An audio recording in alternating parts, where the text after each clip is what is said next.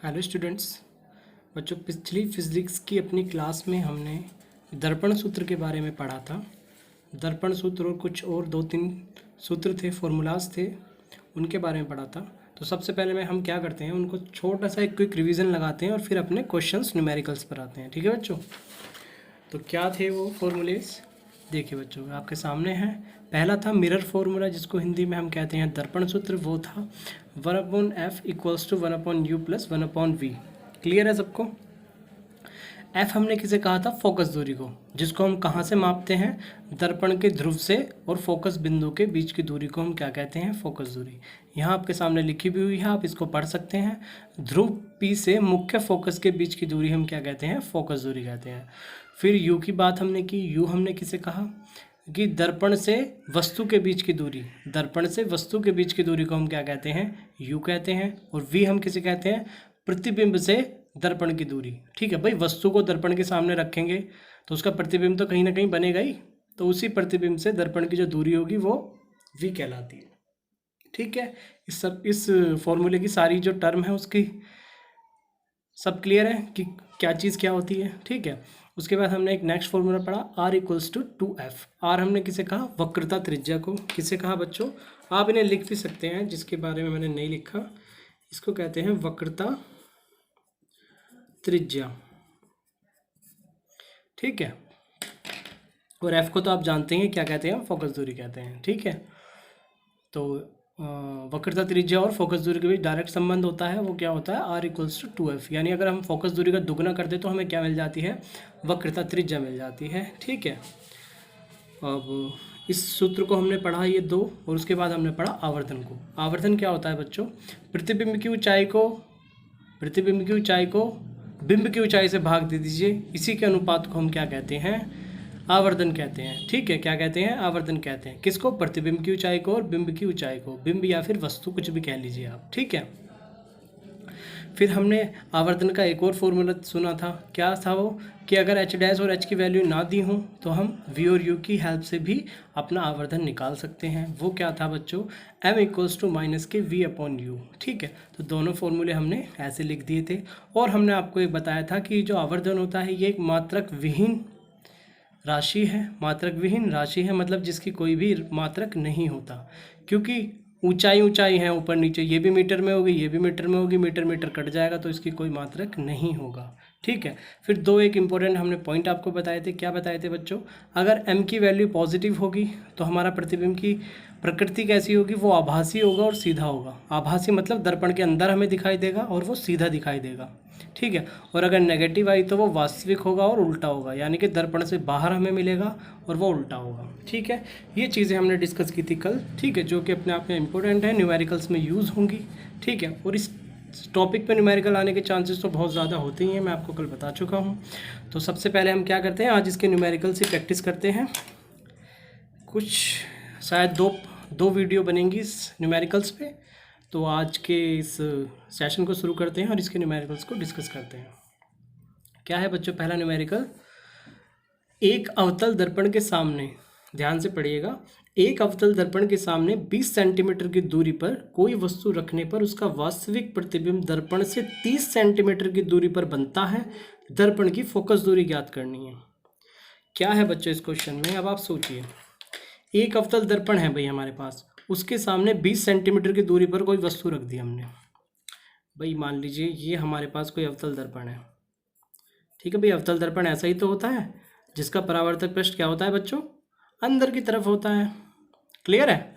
अंदर की तरफ है ना भाई, गहराई में है ना इसका, तो यही तो अवतल दर्पण होता है। ठीक है, ये हमने बना दी मुख्य फोकस इसकी। ठीक है भाई, ये हो गया हमारा कहीं वक्रता केंद्र हो गया, और इसके बीच हो गया ये हमारा फोकस बिंदु, और ये हो गया हमारा ध्रुव हो गया बच्चों, पी हो गया। ठीक है, अब वो हमसे क्या कह रहा है कि एक अवतल दर्पण के सामने, अवतल दर्पण के सामने मतलब इधर कहीं, भाई परावर्तक पृष्ठ जो होता है यही तो दर्पण है, इसके सामने कहीं यहीं तो हम वस्तु को रखेंगे। तो क्या कह रहा है वो? अवतल दर्पण के सामने 20 सेंटीमीटर की दूरी पर कोई वस्तु रखने पर, यानी कि वस्तु को कहाँ रखना है हमें? दर्पण से 20 सेंटीमीटर की दूरी पर। 20 सेंटीमीटर की दूरी आप कहीं भी मान लीजिए कहीं भी मान लीजिए कि यहाँ रखिए, यहाँ रखिए, यहाँ रखिए। ठीक है, कहीं भी मान लीजिए। तो दर्पण से वस्तु के बीच की दूरी 20 सेंटीमीटर है। किसकी बच्चों?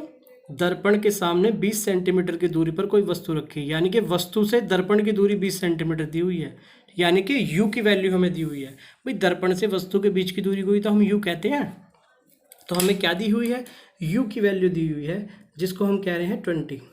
अब आप मुझे एक बात बताइए, भाई वस्तु को हम कहाँ रखेंगे, दर्पण के सामने, यानी कि इधर कहीं भी हम रख रहे हैं। उसने हमें एग्जैक्ट पोजीशन नहीं बताई, बस उसने कहा हमसे दर्पण के सामने 20 सेंटीमीटर की दूरी पर रखी है, ठीक है, कहीं भी रखी हो सकती है वो, ठीक है, लेकिन होगी तो यहीं इस साइड ही, लेफ्ट साइड में। तो बच्चों एक बात का आप हमेशा ध्यान रखना, जब भी दर्पण के लेफ्ट साइड की जितने भी हम दूरियां लेंगे, यानी कि लेफ्ट साइड, भाई वस्तु यहीं तो कहीं खड़ी करेंगे हम इसके सामने, तो आएगी तो वो लेफ्ट साइड में दर्पण के, जितनी भी लेफ्ट साइड में जो दूरियां आएंगी वो हम किस में लेंगे, हमेशा नेगेटिव में लेंगे। ये बात आपको हमेशा ध्यान रखनी है, किस में लेंगे बच्चों, लेफ्ट साइड की दूरियाँ नेगेटिव में लेंगे। तो यू की हम कैसे ले लेंगे, नेगेटिव में, 20 सेंटीमीटर।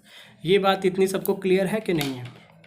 भाई उसने हमसे क्या कहा, एक अवतल दर्पण के सामने 20 सेंटीमीटर की दूरी पर कोई वस्तु रखी है, 20 सेंटीमीटर की दूरी पर कोई वस्तु रखी है दर्पण से। तो वस्तु और दर्पण के बीच की दूरी को हम यू कहते थे, तो उसकी वैल्यू क्या दी हुई है हमें, 20, क्योंकि लेफ्ट साइड में है तो हमने ले ली माइनस में। ठीक है, इतनी बात क्लियर। चलिए अब आगे पढ़ें क्वेश्चन को। चलिए, दूरी पर कोई वस्तु को रखने पर उसका वास्तविक प्रतिबिंब, अब बात हो रही है बच्चों प्रतिबिंब की, वस्तु की तो हमने देख लिया, अब उसका प्रतिबिंब भी कहीं ना कहीं बनेगा, अब उसके प्रतिबिंब की बात हो रही है, तो इसको भी ध्यान से समझिए। उसका वास्तविक प्रतिबिंब दर्पण से 30 सेंटीमीटर की दूरी पर बनता है। ध्यान दीजिए बच्चों, उसका वास्तविक प्रतिबिंब दर्पण से 30 सेंटीमीटर की दूरी पर बनता है, यानी कि v की वैल्यू, यानी कि दर्पण से प्रतिबिंब के बीच की दूरी हमें दी है। उसका वास्तविक प्रतिबिंब दर्पण से प्रतिबिंब के बीच की दूरी कितनी है, 30 सेंटीमीटर, v की वैल्यू। अब आप मुझे एक बात बताइए, इसका, अब इसने कहा है उसका वास्तविक प्रतिबिंब, वास्तविक का मतलब क्या है, दर्पण से बाहर ही बनता है बच्चों। मैंने आपको दो टर्मिनोलॉजी बताई थी, आभासी और वास्तविक, आपको मैं ये भी दिखा देता हूँ यहाँ पर, आभासी और वास्तविक। आभासी का मतलब क्या होता है, जो प्रतिबिंब बने दर्पण के अंदर बने, और वास्तविक क्या होता है, जो दर्पण से बाहर बने। ठीक है, तो दर्पण वास्तविक है, इसने हमें खुद कहा है कि उसका वास्तविक प्रतिबिंब दर्पण से बाहर बनता है। ठीक है, दर्पण से बाहर बनेगा कि नहीं बच्चों, तो दर्पण से बाहर यहीं कहीं बनेगा, तो ये भी तो बच्चों माइनस में ही होगी वैल्यू। जब कोई इधर कहीं हमारा वास्तविक प्रतिबिंब दर्पण से बाहर बनेगा, कहीं भी बन सकता है, मान लीजिए यहाँ बन गया, चलो ये प्रतिबिंब बन गया, तो होगा तो बच्चों ये माइनस में ही। क्लियर है, तो v की वैल्यू हमें क्या दी है बच्चों, 30 सेंटीमीटर, क्योंकि ये लेफ्ट साइड में है तो हम इसको ले लेंगे माइनस में। यहाँ तक सारे बच्चों को क्लियर है कि नहीं है, समझ गए बच्चों।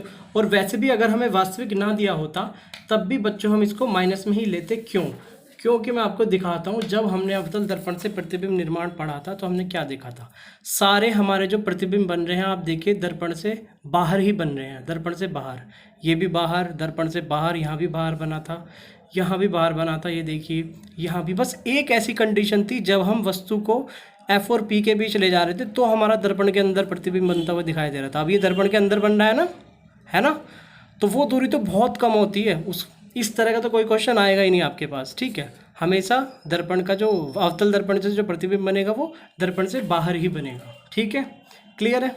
चलिए, तो इतना आपको समझ में आ गया। अब देखते हैं हमें निकालना क्या है। दूरी पर बनता है, दर्पण की फोकस दूरी हमें कैलकुलेट करनी है बच्चों। क्या कैलकुलेट करनी है, दर्पण की फोकस दूरी हमें कैलकुलेट करनी है। अब हमारे दिमाग में तुरंत क्लिक करना चाहिए, दर्पण की फोकस दूरी का फॉर्मूला क्या है बच्चों, 1/f equals to 1/u plus 1/v, क्योंकि u और v की हमें वैल्यू दी है, केवल f की हमें वैल्यू कैलकुलेट करनी है। फटाफट से फॉर्मूला अप्लाई करते हैं और f की वैल्यू कैलकुलेट करते हैं। तो लिखेंगे अपना दर्पण सूत्र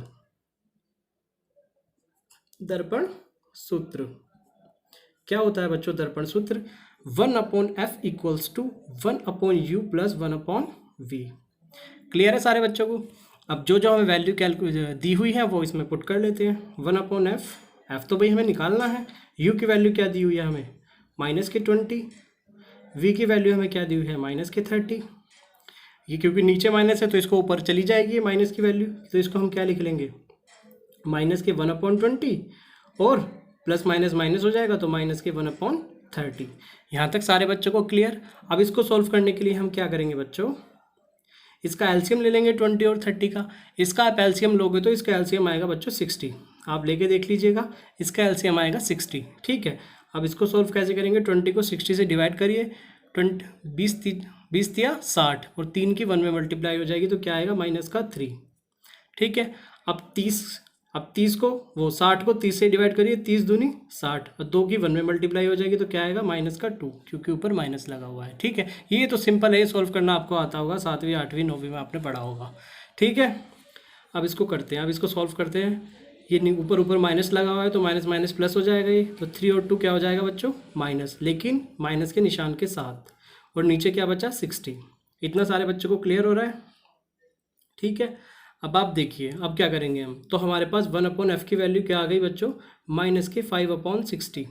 ठीक है, यही तो आई, समझ रहे हैं? अब क्या करेंगे भाई हम, अब क्या करेंगे, अगर मैं इस f को ऊपर पलट दूं तो ये वाली वैल्यू भी हमारी पलट जाएंगी।